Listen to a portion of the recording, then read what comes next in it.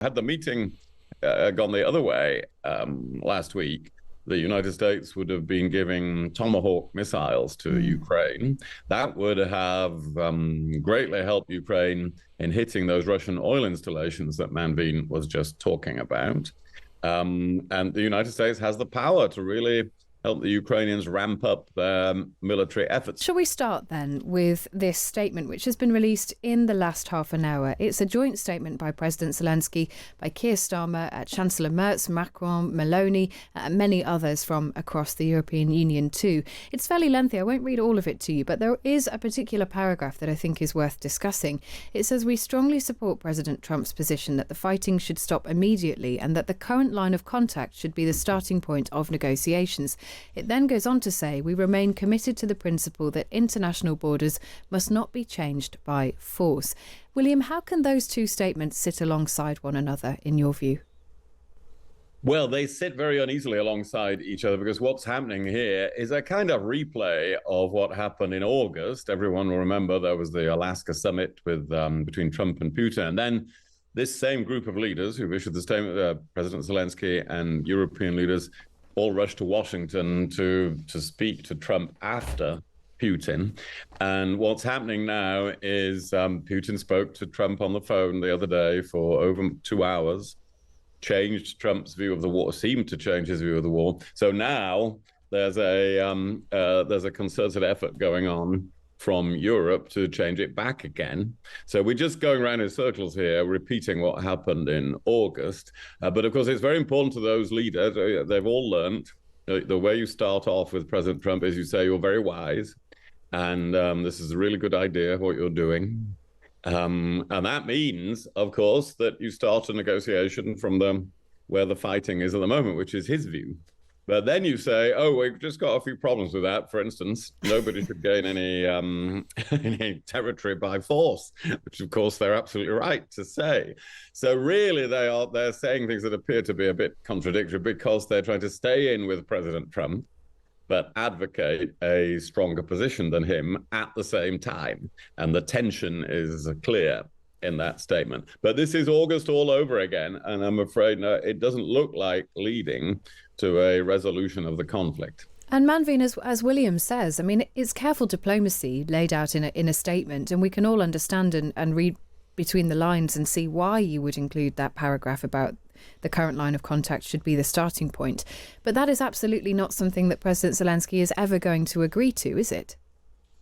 No, I mean, he's going to have great difficulty selling this to the Ukrainian people. They've already given up so much, and this was, as far as they're concerned, an unprovoked assault on their sovereignty. It's very hard to understand why, after years of war, they should now be expected to give up territory. I think that's going to be a really hard sell for him.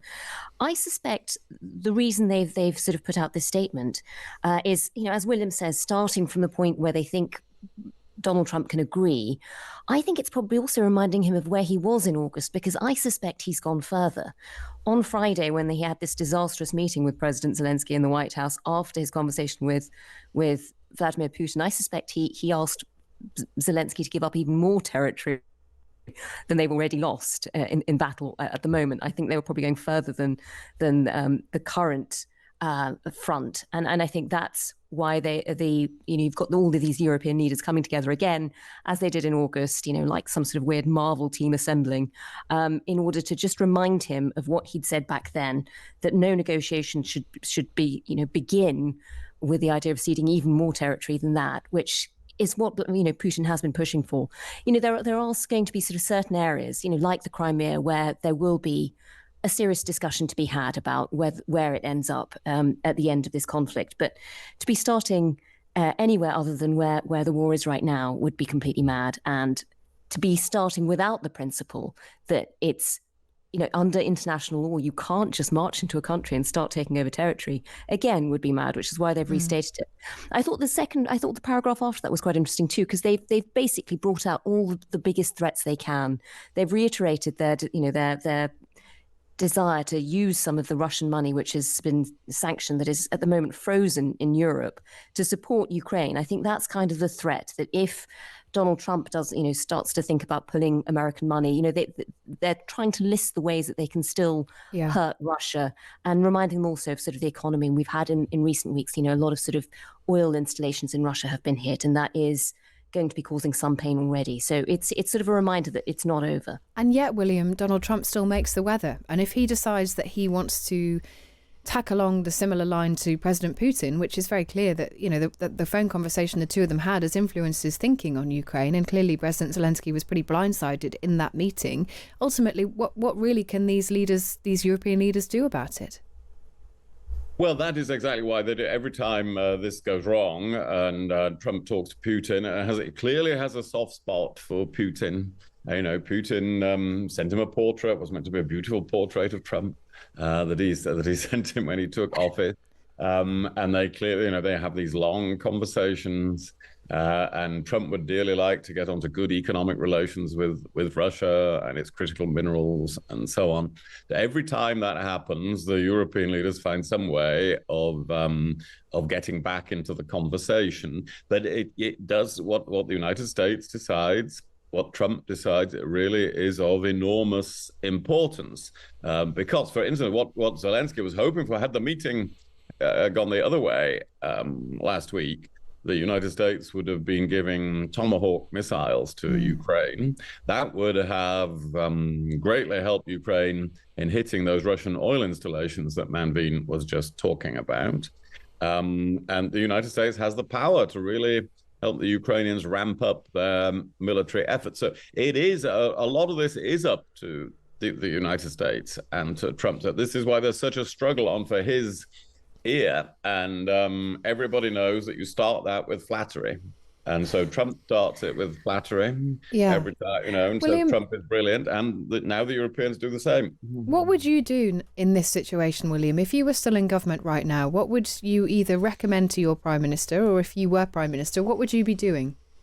Well, I would be doing exactly this. They're doing on this. The government, the British government and other European governments are doing a good job on this without being as powerful as the United States. Some of the things they're doing I would have done earlier. I've been advocating, I wrote a column many months, maybe 18 months ago in the Times about how we should seize the Russian assets, not just use the proceeds of them that are held in the European financial system, mainly in Belgium.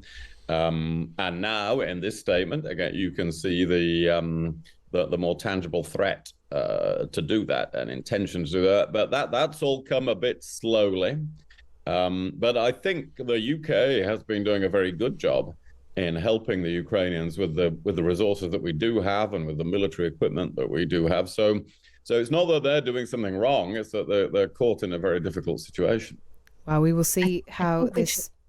Sorry, I was just going to say, I think we should also say that the Kremlin is kind of playing a blinder here in terms of influencing Donald Trump. We saw in his last few statements, he would say he thought he'd had these great conversations with Vladimir Putin, and then he'd go back and Melania Trump would say, but why has he just blown up another hospital? Yeah. And she's definitely played an interesting role here, specifically when it comes to those children that have been taken by Russians. They've managed to find her a role. They have indeed. These negotiations with her. And so they've won her. They've won her over. And that does change the influence.